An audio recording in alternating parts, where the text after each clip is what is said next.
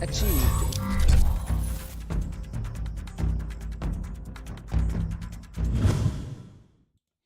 Welcome into Studio de Jeffrey, where today we're going to grade the NFC East drafts. We're going to talk about realistic expectations for the Cowboys rookie class. We'll answer some of your questions from the mailbag, and I will need, I need content. I do this channel for you guys, and I need you to comment on this video on the YouTube page so that I can have content for tomorrow. So youtube.com/Jeff Kavanaugh, and leave in the comments what you want to talk about tomorrow. Subscribe to that thing. Check 1053thefan.com every day.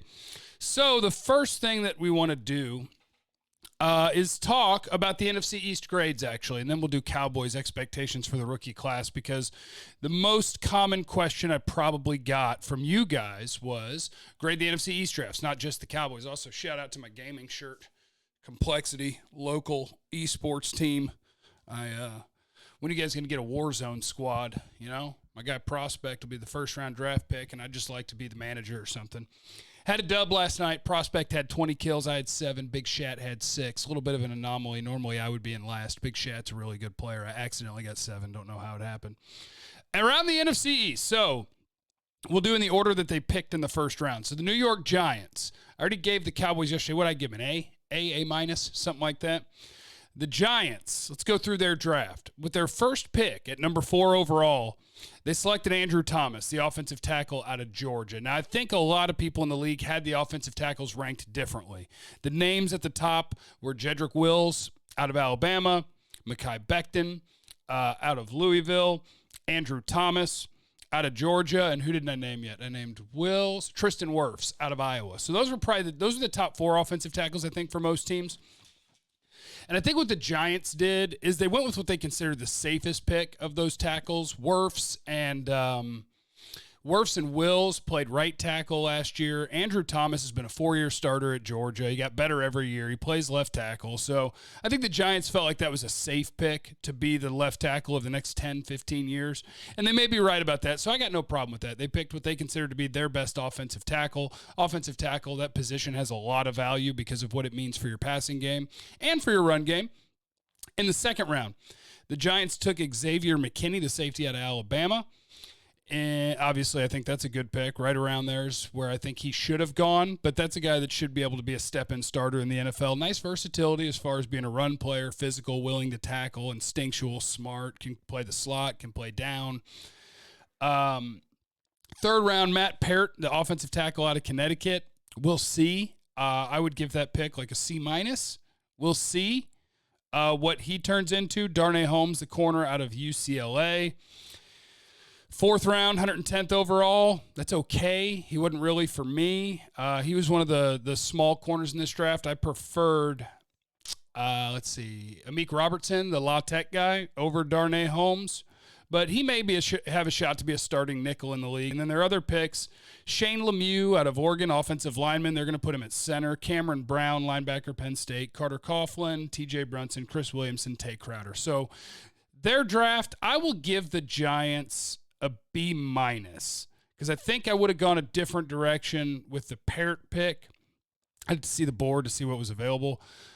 Amik Robertson I liked better than Darnay Holmes. So I think there's a couple of things they could have done differently, but I don't mind their first 2 rounds because I think they drafted 2 long-term starters in the first 2 rounds. So we'll go B- for the New York Giants. Now, let's move on. I didn't do it in the order that they picked. I'm sorry. I did it in the order that it was listed on wherever I looked up their picks. Washington. Chase Young in the first round, that's an A+. He's going to be a badass. If you could have manipulated the board a little bit and moved down and got somebody to come get a quarterback and still got Chase Young, that would have been preferable, but that wasn't possible in this draft. Because the teams that ended up picking Tua and Justin Herbert, they just sat there, 5 and 6, and they just waited. So you take the best player. Chase Young's the best player. He plays a premier position, and he's going to be a Pro Bowler for a lot of years. So Chase Young, great pick.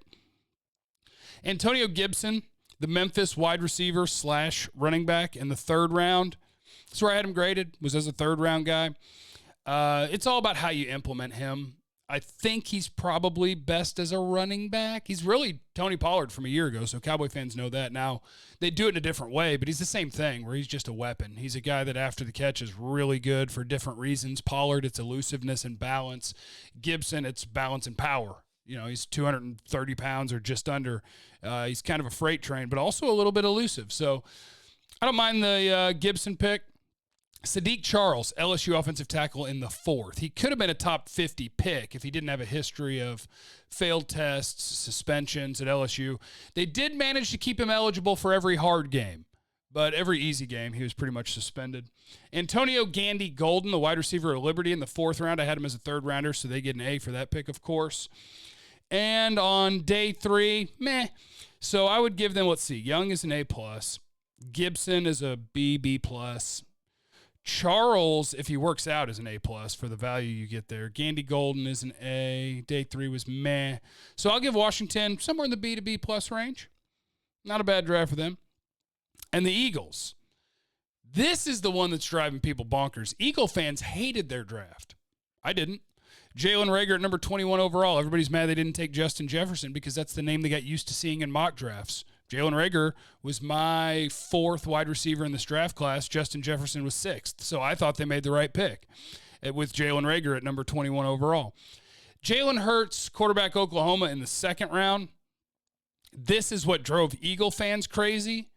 And I'm not sure why. I mean, yeah, you want to be able to surround your starting quarterback with everything that he needs to win the Super Bowl. But at the same time, why wouldn't you plan for the contingency that he has a history of you needing to plan for that contingency? Jalen Hurts is going to be able to play some regardless. You could probably Taysom Hill him up a little bit.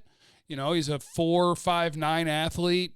But he's a better thrower than Taysom Hill, so he'll be able to, if you want to, be implemented into your game plan on a weekly basis. And Jalen Hurts gives you a better chance to win a game tomorrow than even Jordan Love does. The guys that went in the 1st round, Jordan Love, a guy who you're hoping can develop into something. If their starter goes down, if Aaron Rodgers goes down, Jordan Love, I think, would really struggle to win you a game because I think there's a lot of development that has to happen. Jalen Hurts' biggest weakness is ability to process and go through multiple reads and then play with anticipation. But he won't have to because what you're going to do is you're going to simplify your offense. You're going to use his legs. You're willing to risk your quarterback's health because it's the sort of player he is. So Jalen Hurts gives you a chance to win games if Carson Wentz goes out, and Carson Wentz has a history of going out. So I got no problem with the Jalen Hurts pick at 53 overall. Davion Taylor, linebacker, Colorado in the 3rd round at number 103. He was a guy that after I watched him, I called Broadus and I was like, you got to watch this Colorado linebacker. So he didn't get to play high school football. He played a grand total of 1 game because he was a Seventh-day Adventist. So sundown to sundown, Friday and Saturday, you couldn't do those things. And so in high school, he didn't play football. He was on the team, but he didn't get to play in games. Freak athlete. Ran a 40 in the 4.4s. Dude flies all over the place. He's got just the quickness and the speed and the athleticism that you really like. He's the right size for a modern-day NFL linebacker. He'll have to develop a little bit, but I like Davion Taylor, the prospect. Was that a little bit early? Maybe, but maybe you can't get him at your next pick. So Davion Taylor, and then Kayvon Wallace, the Clemson safety, who can play the box, covered in the slot a lot at Clemson. At that spot, good pick. Jack Driscoll, the offensive tackle out of Auburn. Okay, pick there in the 4th. John Hightower in the 5th. Boise State guy, speed, deep speed. Could be a steal. 6th round, Prince Tega Wanago, the offensive lineman out of Auburn. He could be an absolute steal. He could be. So the Eagles draft, I'll give him a B+. The whole world's giving him C's and worse. I'll give him a B+. I like that draft. Okay, next topic of conversation. Let's roll through rookie expectations for the Cowboys. So I think the signing, if you haven't seen it, the Cowboys signed Daryl Worley yesterday. He's a cornerback that is at his best playing press man. Years ago at the Combine, he's only 25, I think, but he ran in the 4.6s at the Combine. But he's an aggressive. If you let him play press and disrupt the route, he plays the ball in the air well. He had 6 interceptions his last year in college. This is what the Cowboys are doing. And I think that does open the door. I think some people asked about this. It does open the door that maybe Reggie Robinson, maybe Cheeto, maybe Jordan Lewis, that somebody might be looking at a position change because with Trayvon Diggs and Worley and Robinson. And when we talked to Will McClay yesterday, they've announced what we want at corner is tall, long, guys with a history of interceptions. That's what we want. And Cheeto had ball production in college, but he also did play safety. So for the first time, my eyes and my ears and my brain are thinking, you know what? It is possible that Cheeto might end up at safety. Realistic expectations for everybody, though. CeeDee Lamb's going to be a starter, and I wouldn't be surprised if he had Cobb-like production. It wouldn't shock me if he had 1,000 yards as a rookie. Cobb had 1,000 yards if he would have had less drops. And I don't mean to take shots at Randall Cobb. He was a good player for the Cowboys last year. He did a good job in the slot. CeeDee Lamb's an upgrade immediately. So I think there really is the potential for him to be a 1,000-yard receiver, even with all the other options on the offense. Second round, Trayvon Diggs. Initially, my expectation was he's not going to start. He'll compete in camp, and if he's able to put somebody on the bench, great. But now that they've signed Worley and I've been listening to Will McClay talk, I'm starting to think they may expect Trayvon Diggs to start. And that just may be the way that this defense is going to operate, whether they're playing man or cover three. They're looking for guys, and Trayvon Diggs, according to Pro Football Focus, graded the best in the country at playing press man. So let him go to work. If that's what you're going to be doing a lot of, maybe they are going to trust him to start. Maybe Trayvon Diggs is going to be starting from the get-go. So let's get to camp and see. But I'm now much more open to the idea that they're planning on him to be a step-in starter, and they may be planning to move somebody off of corner to safety. Cowboys, of course, I don't have their draft pulled up, and I just woke up, but that's okay. Trayvon Diggs in the second. Third, Neville Gallimore. My expectation is it's Neville Gallimore versus Tristan Hill for the right to be the rotational guy behind Gerald McCoy. And Gallimore, I think he had better tape than Hill. Tristan Hill's still a year younger. Tristan Hill's biggest challenge now is nobody cares about him. And what I mean by that is it's a brand new coaching staff. He was Rod Marinelli's pick, and Jim Tomsula doesn't care. So if you're going to make the rotation or even the team, you'll have to earn it, and you'll have to earn it with guys who didn't invest a second-round pick in you. So I think Neville Gallimore could be the primary backup to Gerald McCoy, and in that case, backup still means you'll play 40% of the snaps. Defensive line, you're going to have, on this team, they'll have at least 6 edge guys and at least 4 interior guys. So Gallimore will be one of those 4 interior guys, I think, and he'll be contributing as a rookie. In the fourth round, Reggie Robinson. Let's see what they do with him in camp. I don't think he's going to step in and start.